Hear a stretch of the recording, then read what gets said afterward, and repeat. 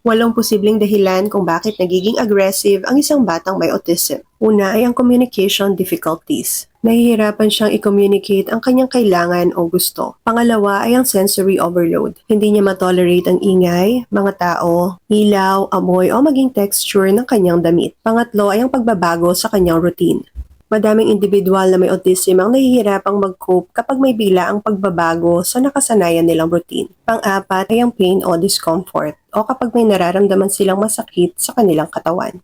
Panlima ay ang lack of emotional regulation. Nahihirapan siyang i-manage ang frustration, disappointment o galit na nararamdaman niya. Pang-anim ay ang sleep deprivation o kakulangan sa tulog.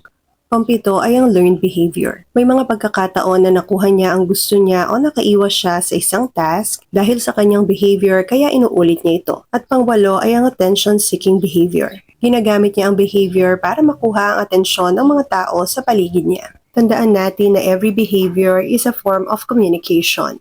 Lumalabas ang mga ito dahil may dahilan. Kaya sa halip na husgahan natin kaagad sila, mas mahalagang unawain natin ang pinagmumula ng kanilang behavior upang matulungan natin sila sa mas mahinahong paraan.